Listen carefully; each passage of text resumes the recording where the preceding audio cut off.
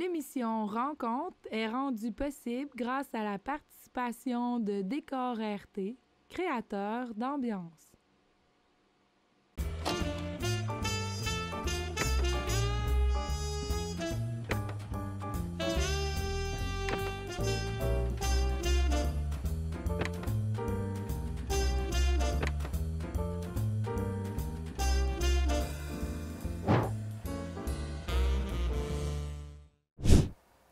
Bonjour et bienvenue à une autre émission de rencontre.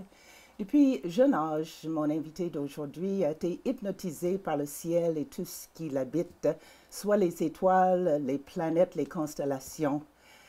Et aujourd'hui, il essaie de piquer la curiosité puis passer sa passion à d'autres, peu importe l'âge, plus jeune, plus vieux. Et aujourd'hui, c'est ça, je vais échanger avec astronome amateur, Gaétan Laflamme. Bonjour Thérèse. Salut Gaétan. Ça va bien? Oui, très bien. Depuis, toi, tu as grandi dans le vieux Saint-Maurice et je pense que tu as passé l'été au Petit Lac Saint-François. Deux endroits qui étaient excellents, j'imagine, pour regarder le ciel. Effectivement, il y avait peu de lumière, entre autres au Petit Lac Saint-François, où on s'est installé à partir de l'année 1959. Donc, il n'y avait même pas d'électricité. Donc, tant qu'on sortait dehors, on avait un beau ciel. Puis, j'essayais d'imaginer toutes les missions spatiales qui existaient à l'époque ou qu'il y avait à l'époque pour essayer de voir passer des satellites dans le ciel.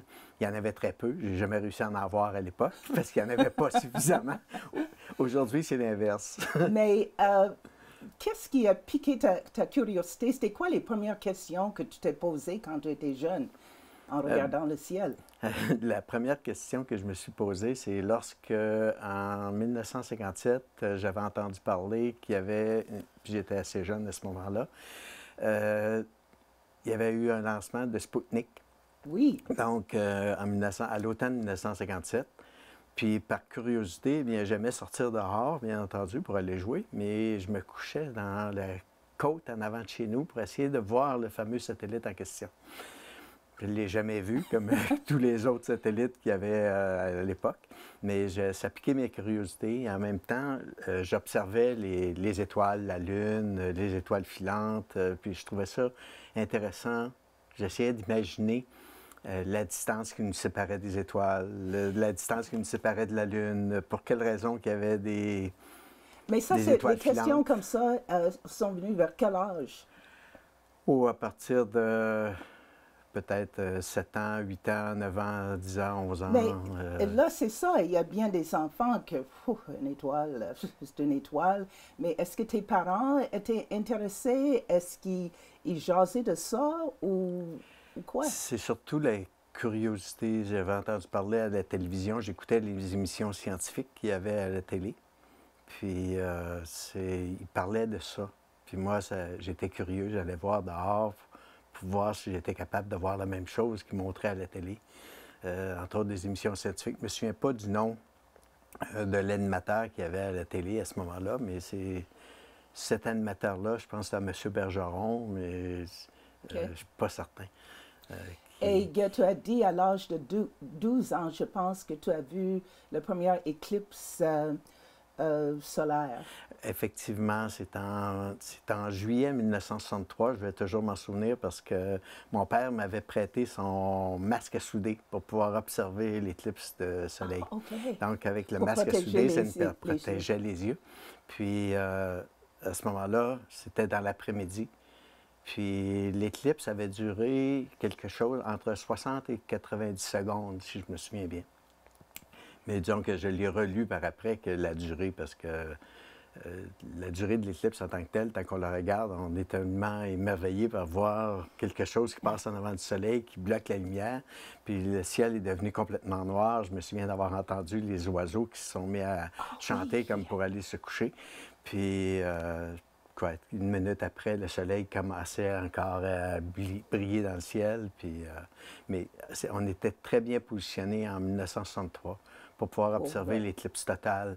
Il va en avoir un autre en avril 2024. qui va être à peu près identique à celle qu'on a pu observer en 63. J'imagine les enfants jouaient dehors, peut-être toi aussi, mais j'imagine que tu étais plus intellectuel. Toi, tu étais plus dans les livres. Disons que j'aimais lire à l'époque. Disons que ce n'était pas des livres nécessairement scientifiques que je lisais à l'école, mais à l'école primaire, je lisais Bob Moran. À l'école secondaire, je lisais du Perry Robin. OK, c'est Donc, bien. ce n'était pas nécessairement des livres scientifiques, mais non. un peu basés un peu sur la fiction quand même. Pour la là, fiction, c'est OK. ça. Tout le monde se rappelle où ils étaient dans le temps quand Neil Armstrong a mis ses pieds sur la Lune. Et toi, tu étais où? J'étais au Petit Lac Saint-François, devant une petite TV de 12 pouces ou avec une antenne. Puis on espérait pouvoir voir les premières images de quelqu'un qui allait marcher sur la Lune. Donc on était au lac. Puis il faisait beau cette journée-là. Oui, et on voyait la Lune. Puis on voyait la Lune. Puis moi, je sortais dehors pendant qu'il présentait ça pour regarder la Lune. Puis c'était vraiment, je me souviens, moi aussi, j'étais, il y a un lac dans le bout de Montmagny. Puis je pensais, nous autres, on est ici, mais il y a quelqu'un là-bas.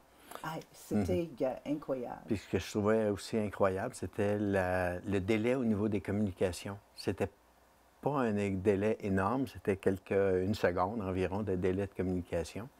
Puis je m'interrogeais pour quelle raison il y avait un délai comme ça au niveau des communications. C'est plus tard que j'ai compris que la distance avait une importance assez grande sur la vitesse de transmission des ondes radio. Mais c'est plus tard que j'ai compris pour quelle raison il y avait un délai. Mais il faut dire que toi, les questions que tu t'es posées ne sont pas les mêmes questions de chaque enfant.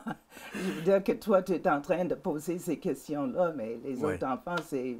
Bien, à l'école secondaire, on avait la chance d'avoir des professeurs qui étaient au début des expo-sciences. On avait des professeurs qui se sont impliqués pour la mise en place de projets au niveau de l'expo-sciences. Puis ça nous permettait de s'interroger sur différents sujets scientifiques qu'on présentait au public aussi. Donc, en 10e, 11e année, lorsque j'étais à l'école Albert Carrier, eh bien, il y avait des expo-sciences, puis c'était ouvert au public. Puis je me souviens, entre autres, d'une des expo-sciences, c'était... moi, j'avais choisi de parler des lasers. Puis aujourd'hui, les lasers, bien, on utilise ça couramment, mais dans les années 67, 68, 69, eh bien, c'était un laser qui mesurait à peu près 3 pieds de long et qui avait dans une boîte à peu près de 4-5 pouces de diamètre. Puis je me souviens de l'avoir branché dans une prise électrique, puis j'essayais de pointer ça vers la Lune pour voir si le rayon de lumière se rendrait jusqu'à la Lune. Jusqu'à là. Mais c'était pas possible. Rendu au cégep, tout ça, tu n'es pas allé nécessairement dans les sciences. Comme ça, tu as étudié, après cégep, tu as étudié en quoi? J'ai étudié en électronique au cégep de Thetford les 2 premières années. Puis la 3e année, elle ne se donnait pas à Thetford. Il fallait aller à Sherbrooke pour compléter nos études disons, au niveau niveau des en tout cas, cégep en sciences. C'est en sciences, en technique électronique. Puis en 3e année, au niveau du cégep, j'ai eu la chance de m'impliquer dans un projet où il y avait des étudiants en génie de l'Université de Sherbrooke avec qui on travaillait pour réaliser un projet qu'eux autres faisaient à l'université.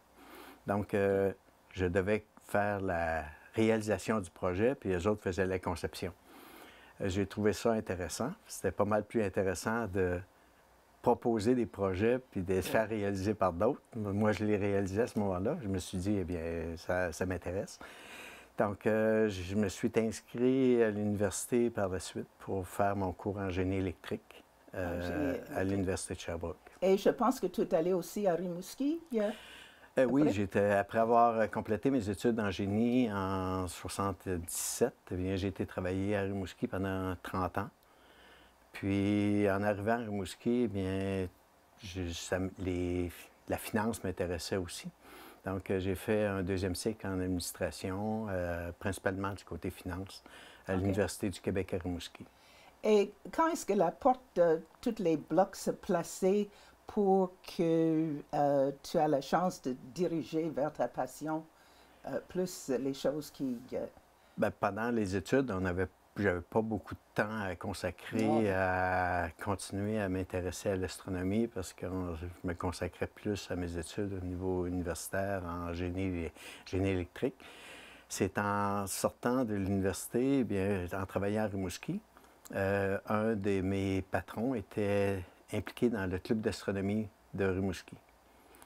Puis c'est avec ça que c'est revenu. Je me suis impliqué dans la mise, disons, au niveau du congrès de la Fédération des astronomes amateurs du Québec qu'on a tenu à Rimouski. Puis à partir de là, eh bien, j'ai continué à m'impliquer. Je me suis impliqué au niveau de l'Observatoire du Mont-Mégantic, au niveau de certaines activités qu'il y avait pendant l'été, pendant la période 96-2000 environ, où j'étais bénévole comme au Festival du Mont-Mégantic et j'ai eu la chance de pouvoir observer dans le gros télescope du Mont-Mégantic. C'est vraiment intéressant d'observer dans un gros télescope comme ça. On parle de gros télescopes. J'ai eu la chance d'aller chez toi au petit lac Saint-François. Parle un peu de ton atelier, si tu veux. Tu as... Moi, je trouve que c'est un télescope énorme, mais tu en as deux, hein, ou trois? En fait, j'en ai quatre. Oh, tu en as quatre. J'ai un petit télescope de 8 pouces que j'utilise lorsque je fais des activités, soit dans les écoles, soit dans le grand public, oui, que j'utilise moi, pour le transporter facilement. Le gros, parce que de la toiture, ça s'enlève. Le toit s'ouvre, donc l'observatoire, le toit peut ouvrir, il glisse au-dessus de mon garage. Puis j'ai un télescope qui est contrôlé par ordinateur, puis un autre qui est contrôlé par les bras. Donc le 16 pouces, c'est un télescope que je peux tout simplement déplacer. Moi, je l'appelle le push-tout. Donc on le pousse pour pouvoir le diriger vers l'endroit qu'on veut observer. Puis l'autre télescope, eh bien, est contrôlé complètement par un ordinateur où je peux brancher des caméras, prendre des photos, regarder aussi, bien entendu, dans le télescope. Donc j'ai un 12 pouces, un 16 pouces, un 8 pouces, puis un 6 pouces aussi que je prête parfois à mes neveux, à mes nièces qui peuvent s'amuser à observer avec ce télescope-là. Parce que ça, c'est une autre chose que je voulais souligner. Tu ne veux pas garder juste l'information pour toi. Tu veux aussi passer ta passion à d'autres. Tu as déjà, comme je dis, j'ai parlé à Jean-Guy Girard, il a dit que tu as déjà donné une formation photographique pour prendre les photos. Puis ça, c'était quelque chose que... Disons qu'il y a l'observation du ciel en tant que telle, tant que je fais des rencontres dans les écoles, eh bien, je ne parle pas nécessairement de photographie, je parle tout simplement d'essayer d'éveiller la curiosité des jeunes à l'école, mais aussi tant que je rencontre des gens qui sont intéressés à la photographie, puis d'observer le ciel, puis qui peuvent ajouter la photographie à l'observation du ciel, eh bien, j'ai donné de la formation sur la façon de prendre les photos pour pouvoir avoir une belle qualité de photo dans les observations du ciel. Donc, vous allez peut-être en voir dans les animations, dans les images qui vont être présentées lors de l'émission. OK. Et une fois, tu as dit, pour toi, la mission de l'école, c'est d'apprendre à apprendre. Oui.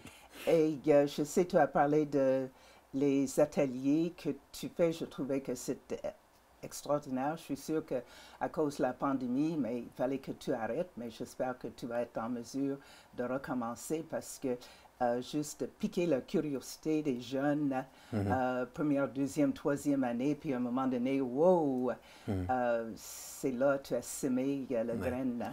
Les jeunes sont vraiment curieux. Hein? Oui. J'ai été invité par mes petits-enfants à Sherbrooke à aller faire une présentation dans une école, à la maternelle, puis en troisième année. Donc, il y en avait une qui était en troisième, l'autre était à la maternelle. Puis les jeunes étaient vraiment curieux, ils posaient des questions vraiment intéressantes. Mon objectif, quand je vais dans les écoles, puis je vais continuer à essayer d'aller dans les écoles, malgré qu'avec la pandémie, on n'a pas pu y aller dans les deux dernières années. Disons que c'est d'éveiller leur curiosité, de s'assurer de de s'assurer que s'ils sont intéressés à quelque chose, de pousser un petit peu plus pour aller faire des recherches qui ne sont pas nécessairement des choses qu'on apprend à l'école, mais comme on apprend à apprendre à l'école, comme tu me dis, comme je dis souvent, vous êtes ici pour apprendre à apprendre, puis on fait ça toute notre vie, hein, peu importe les cours qu'on va faire, c'est d'apprendre à apprendre. Tu as vu que tu es dans la région de Coleraine. Je sais que tu étais impliqué dans les comités et c'est sûr que les gens t'associent avec les Trois-Monts. Que c'est toi qui as monté, qui est parti ça, ou tu t'es tout simplement associé avec? Donc, les Trois-Monts, j'ai été président des sentiers pédestres de l'organisme à but non lucratif, les sentiers pédestres des Trois-Monts, de 2014 à 2021. Puis, c'est un organisme à but non lucratif. Je me suis impliqué aux sentiers pédestres des Trois-Monts, mais ça existe depuis les Trois-Monts existent depuis l'année 2000 environ. Donc, ce qu'on a comme objectif, c'est programme éducatif qu'on a au Sentier pédestre des Trois-Monts parce qu'on est dans une réserve écologique. Puis, un des programmes éducatifs qu'on a mis en place, c'est justement l'astronomie. Puis, c'est comme ça que ça a commencé finalement. Quand je suis revenu dans la région, eh bien, les Sentiers pédestres des Trois-Monts m'ont prêté leur local pour monter un des programmes éducatifs qui était basé sur l'astronomie. Puis je me suis impliqué dans d'autres domaines, comme le comité de développement économique de Coleraine, où on a acheté un bâtiment industriel, puis on a réussi à le développer, puis investir. Puis aujourd'hui, ça avait un impact économique vraiment important pour la municipalité et pour la région. On est rendu la fin d'octobre et je vais laisser la parole parce que je trouve que c'est important. J'aimerais que tu peux piquer la curiosité de nos auditeurs pour dire ce qui va passer dans les prochains jours, les prochaines semaines ou mois au ciel. En tout cas, moi, je suis toujours intéressée. Donc, je laisse la parole un peu pour dire c'est quoi qui nous attend, les cadeaux. Bon, au mois de novembre, on peut commencer par le mois de novembre, qui est dans les 2 prochaines semaines. Le 8 novembre, effectivement, il va y avoir une nouvelle éclipse de lune. Il y en a eu une ce printemps. Oui, qu'on a manqué. Qu'on n'a pas pu voir parce que c'était trop nuageux. Avec peut-être nous, on a eu de la pluie. Donc, le 8 novembre, dans le ciel du matin, à partir de 4 heures du matin environ, jusqu'à 6h30, eh bien, on va pouvoir observer une éclipse totale de lune qui va passer dans l'ombre de la Terre, où il va commencer par rentrer dans la pénombre vers 4 heures, dans l'ombre de la Terre vers 4h30, et l'éclipse va être totale jusqu'à temps que la Lune se couche à l'horizon ouest. Donc, ça va durer aux environs pendant 2h30 environ. Donc, il va falloir se lever tôt pour pouvoir l'observer. Donc, c'est une première observation qu'on peut faire en novembre. Mais c'est une chance d'une vie parce que ça n'arrive pas tous les jours. Donc, on peut se lever tôt. Ça n'arrive pas tous les jours, mais une éclipse de lune, ça arrive quand même plus souvent que des éclipses de soleil. Le soleil. Mais une éclipse de soleil, on va pouvoir attendre en mois d'avril 2024 pour pouvoir en voir une qui va être totale comme celle que j'ai pu voir en 1963. Donc, on continue au mois de novembre. Il va y avoir j'ai écrit une petite note juste pour ne pas me tromper de date. Donc, le 7 novembre, il va y avoir des étoiles filantes. Donc, il suffit de sortir dehors, aller prendre une marche, lever les yeux vers le ciel et vous avez des très belles chances de voir des étoiles filantes. Une pluie d'étoiles filantes qu'on appelle les Léonides qui va avoir lieu le 7 novembre. Parce que l'automne, tu as dit, c'est les Perséides au mois d'août. Oui, ça, je le connais. Les Perséides au mois d'août, eh bien, comme l'an dernier, ça a été une nuit d'étoiles filantes incroyable. Donc, ceux qui ont eu la chance de l'observer, eh bien, ils ont probablement vu beaucoup d'étoiles filantes. D'ailleurs, on va peut-être voir une image de pluie d'étoiles filantes que j'ai prise l'été dernier, donc au mois d'août 2021. Si on continue au mois de décembre, eh bien, il y a la pluie d'étoiles filantes, les Géminides, qui est aussi une pluie d'étoiles filantes incroyable. On peut voir pendant la période de pointe, environ 150 étoiles filantes à l'heure. Donc, ça en fait beaucoup.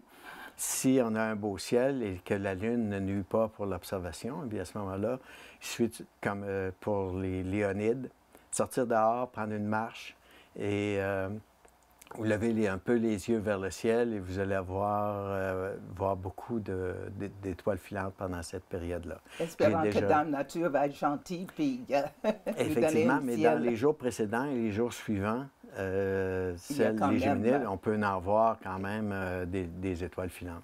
Puis, lors des Géminides, en 2003, je me souviens d'avoir vu un beau bolide. Un bolide, c'est simplement une étoile filante qui est tellement grosse qui va donner un flash très grand, puis que la traînée va durer plusieurs secondes. Donc, si on est chanceux, on va pouvoir voir un bolide. Okay. Puis, je vous réserve aussi un petit cadeau de Noël le 25 décembre. Le 25 décembre, entre 16h45 et 17h. Il suffit de sortir dehors, regarder du côté ouest. Vous allez voir un très faible croissant de Lune et vous allez pouvoir voir ce qu'on appelle la lumière cendrée de la Lune.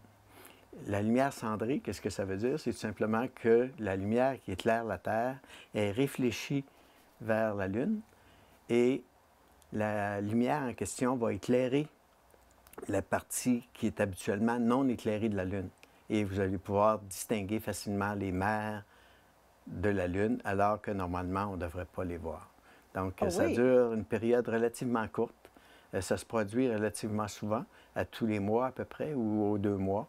Puis, mais c'est un phénomène intéressant que vous pouvez mettre dans votre calendrier le 25 décembre. Donc, tout le monde va pouvoir sortir dehors, s'habiller un petit peu, puis observer. Même si on est à Thetford, on peut le voir.